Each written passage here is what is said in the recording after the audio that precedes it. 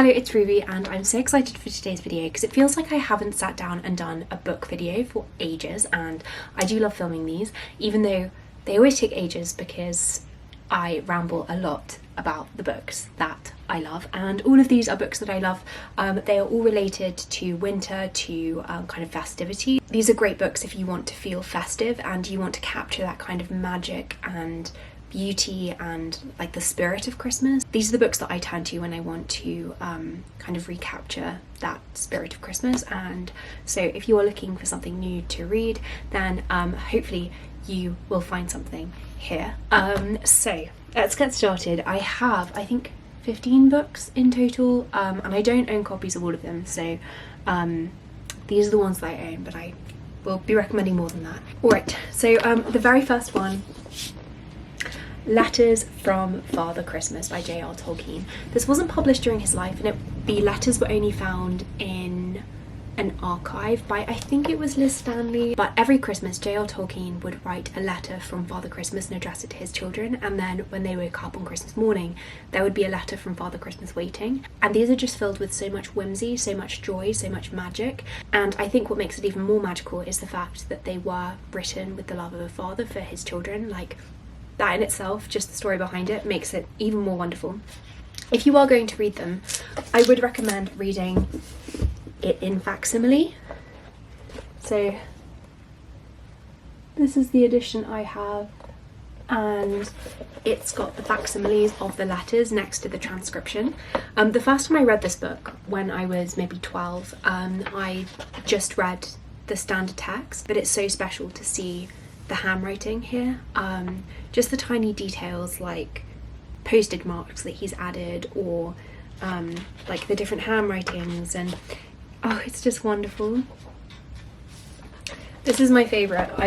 My Christmas cards last year were this illustration of the Christmas tree, and every year they just get longer and more elaborate, and obviously they would have been read in installments, so one every year, and so it's actually a really great one to dip into as well. Like, you could just sit and read one of the letters as opposed to sitting and reading it front to back. My dear children, there is a lot to tell you. First of all, a Merry Christmas, but there have been lots of adventures you will want to hear about. It just began with the funny noises underground, which started in the summer and got worse and worse. I was afraid of an earthquake. This is fantastic. It's edited by Bailey Tolkien. Oh, I didn't even realise the editor was actually one of his children. Is it his grandchild? Yes, so that is number one on the list, and it is also a very good gift book to give to somebody too. Now, these next two are maybe slightly predictable. However, I'm putting them next because they are the ones that I reread every single Christmas, and so they are, for me, the peak ones that will incite some level of festivity. There is a reason that I read these every year. That in itself should be testament that these are good books. So the first one that I read every year is The Nutcracker. I have two editions of The Nutcracker. So this is the original 1853 translation by St. Simon, and this at the front says that it's an adaptation of the translation by St. Simon. So I'm assuming that it's been edited by Sana Anuka, and that she did that alongside the illustrations, but because it doesn't actually say. This feels much more Victorian, and the writing feels much more of the time that Hoffman was writing, because of course he originally wrote in German. This feels very traditional, and I only read this edition for the first time last year. This is the other edition I have, and it's got these gorgeous Nordic illustrations, which are just very unique. This is also illustrated actually, and these are kind of, again, like they feel very Victorian.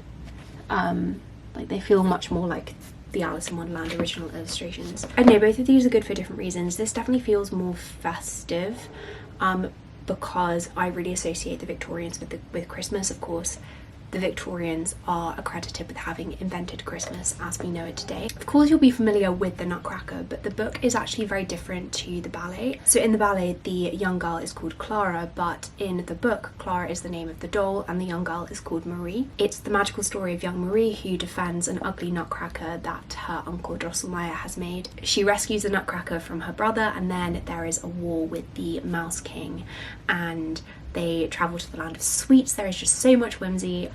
The plot kind of feels a little bit all over the place, but I think that gives it this dreamlike and childish air and just adds to the whole whimsy of the story. It's so wonderful if you want to feel festive, and it's one that you could read like before Christmas but also after Christmas to prolong festivities. And then the next one, how could you do a list of book recommendations for Christmas without mentioning A Christmas Carol by Charles Dickens? He did write quite a few Christmas stories. He also wrote The Chimes, which I did rather like, but A Christmas Carol is the one that I read every year, and it's just not very long. Like, Dickens books can be very, very, very long. Like, Bleak House is long, and but A Christmas Carol is, like, you can feasibly read it in a couple of days.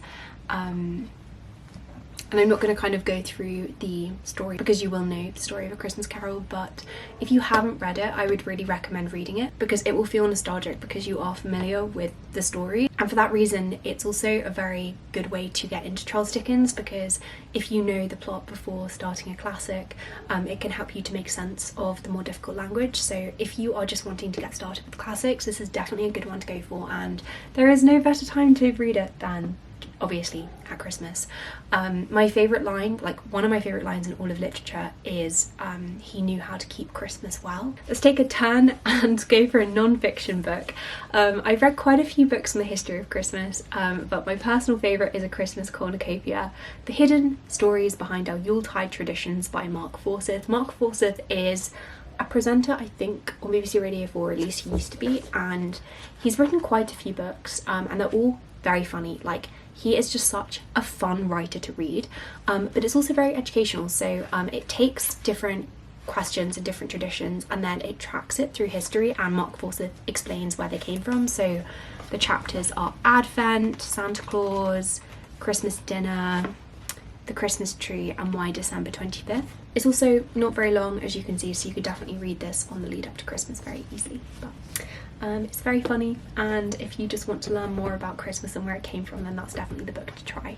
Another of my absolute favourites is of course Little Women, and this isn't exclusively set during Christmas, but the book famously does open on Christmas. Christmas won't be Christmas without any presents, grumbled Jo, lying on the rug.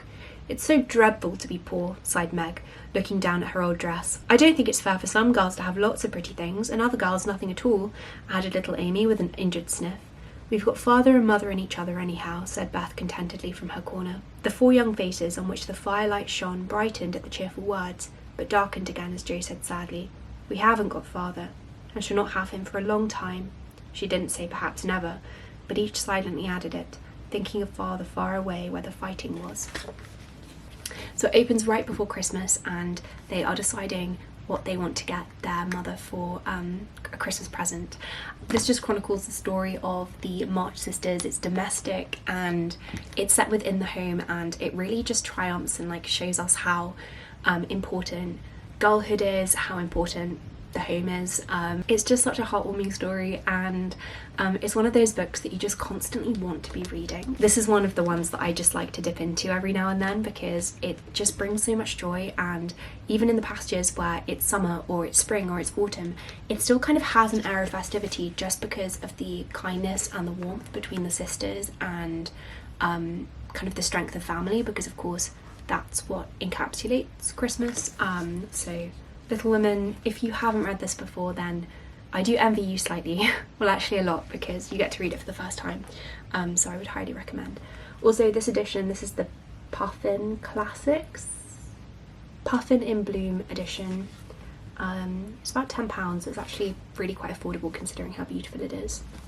Now, one of my favourite things to read every Christmas is this. I read this every Christmas too, or I dip into it at least. It's A Literary Christmas and Anthology by the British Library. The British Library, I think, does the best anthologies, and as you can see, I'm not sure if you can see, but there are a few like post-it notes within where I've marked my favourite passages.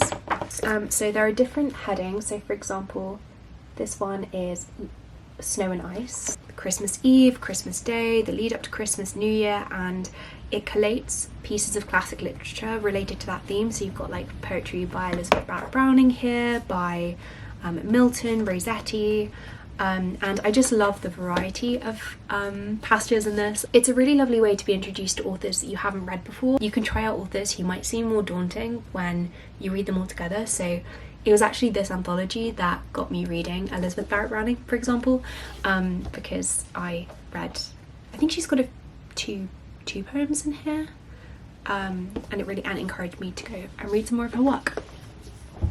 I also have, and I'm actually so like confused because this is always on my bookshelf, but I've also got the children's version of this anthology, which has got passages from children's books about Christmas, and it's just so charming, and it gives you a little kind of like warm glow when you read it. If you need that warm glow, then pick up that children's anthology, because you can just read a page of something and I can almost guarantee that it will make you start to feel festive. It's got passages from Little Women, for example, in there, and I actually very desperately need to find it before December comes because I really want to read from it. But if I had to choose my favourite of the two, it would be this one. This is maybe the number one thing I would recommend purchasing if you wanted to purchase a book. Next, this isn't a Christmassy one, but it is a seasonal one. This is The Light in the Dark, A Winter Journal by Horatio Clare. I think we start with September and we go all the way through to March, and it just tracks the ascent into winter, and I love the nature writing in this. I just adore nature writing. I would say it's a mix of things. Some of it's very realist, which I don't like as much with this sort of thing, but then there are some really beautiful descriptions of nature too, and the cover is also lovely, but this is one which might be worth reading. They're all the ones that I have copies of. Now I'm going to have to turn to my list. So the next book I'm going to recommend is a fiction book. It's called The Snow Child, and I'm sure you've seen this book around. I definitely see it in bookshops all of the time, but I don't hear many people talking about it online, which is really quite sad and a massive shame because it's such a great book, and again, not about Christmas specifically, but about winter and the beauty of winter.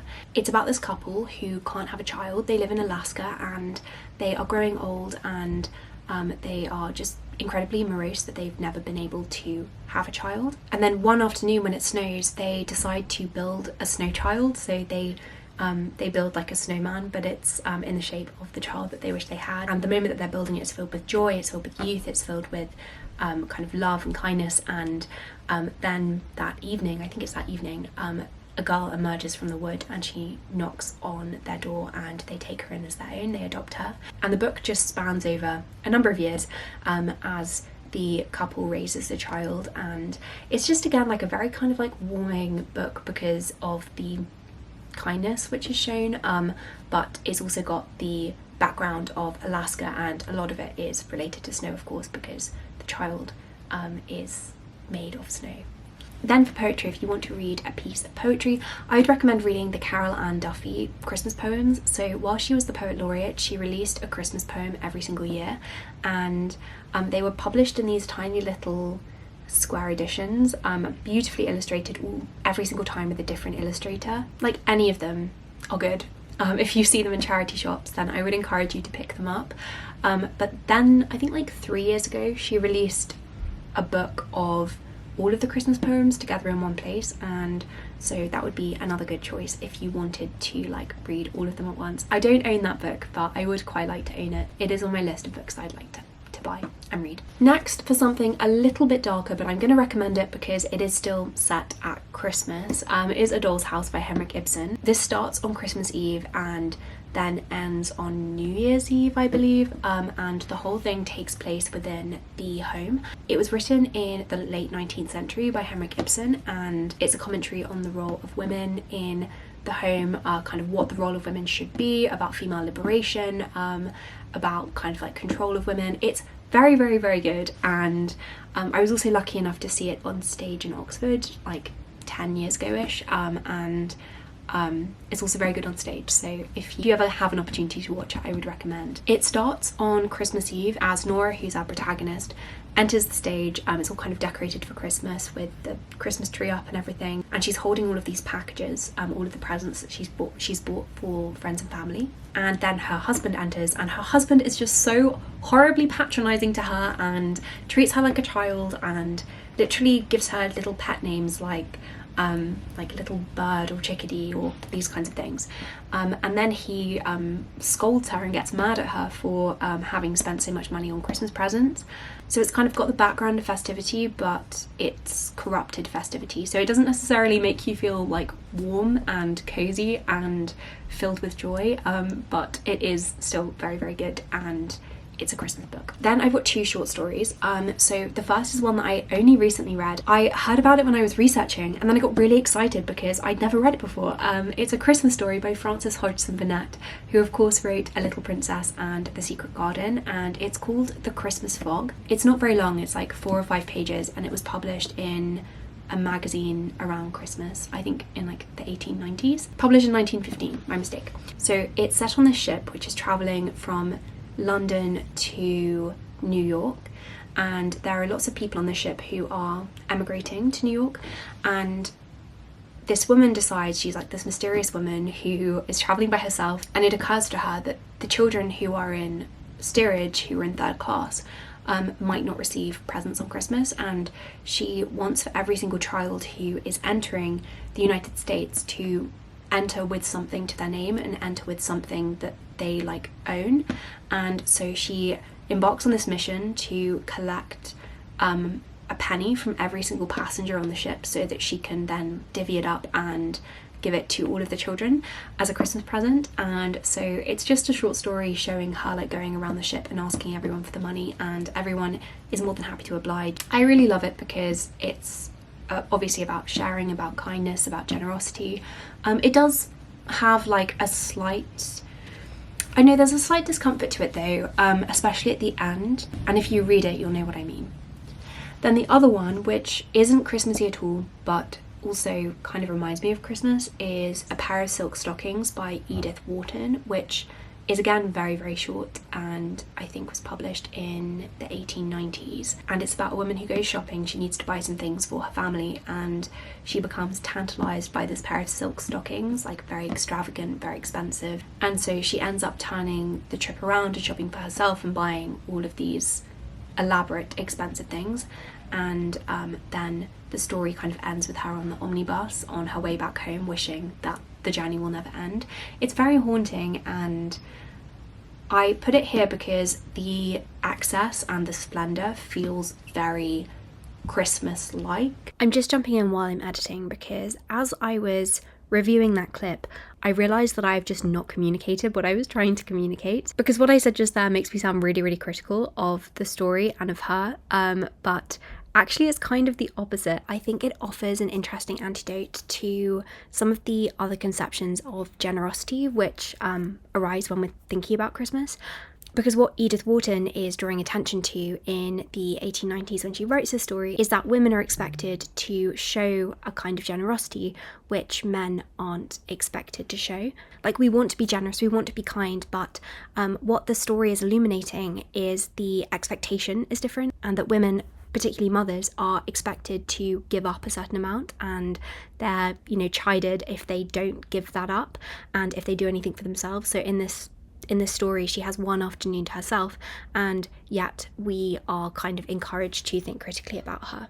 So I've put it on this book list. It's very, very short, but I've included it around themes of Christmas because often it is mothers who are doing the most and doing so much to, run Christmas and keep the family happy and joyful. And weirdly, that is an expectation that culturally we seem to have of mothers. But anyway, it's raises some interesting questions, so I would recommend reading if this is at all interesting to you. And it's also very short, it's like 4 pages long. And on from that same theme, there is an essay by C.S. Lewis which I would recommend. Again, I wanted to recommend like a variety of different pieces of literature so that you could just read something short if you were looking for something short, or like something longer if you wanted something long. I need to check the name of it though because I can't remember. It's called like Xmas and Christmas. Yes, so in 1954 he wrote an essay called Xmas and Christmas, and it's this world where like there are these 2 different occasions, like festivals, parties, celebrations that occur on the same day.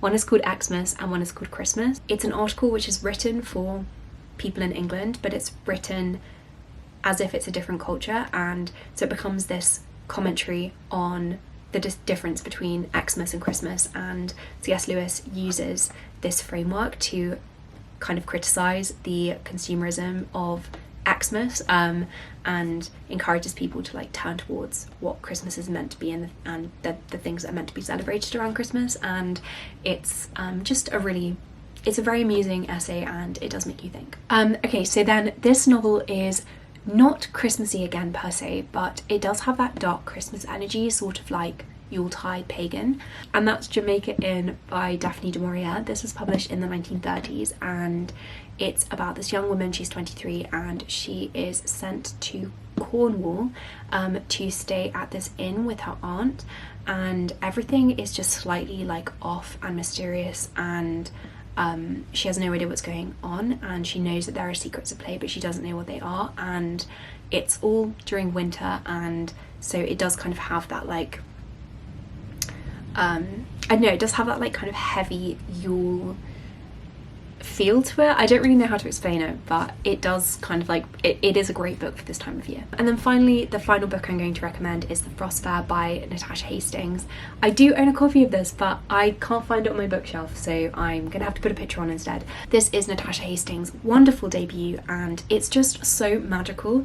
It's set in the 17th century around the Frost Fairs, which were these elaborate kind of like markets which opened up on the Thames when it froze over, because it got so cold in the 17th century, like for a couple of years, that the Thames froze through, and so it was thick enough ice that people could literally build these stalls on top of it. So in 1684, for example, John Evelyn wrote in his diary, quote, "I went across the Thames on the ice, now become so thick as to bear not only streets of booths in which they roasted meat and had diverse shops of wares, quite across as in town, but coaches, carts and horses passed over," which is quite cool. And so the book is about this girl who is a sweet maker, and she opens a booth for her sweets at the Frost Fair, but there is something mysterious and fantastical and supernatural afoot, and it threatens the very fabric of London. It's very eerie, magical, slightly dark, but also incredibly charming and very cozy because of all of the sweets. But excellent book, which I would highly recommend. But yes, anyway, they are all of the books I'm going to recommend. Thank you so much for watching. Do let me know if there are any amazing festive books that you would recommend too, because I'm always on the lookout for more. I feel like it can be quite hard to find them, and then when you find them, they are wonderful. So do let me know. But thank you so much for watching, and I hope that you have more than just a productive week.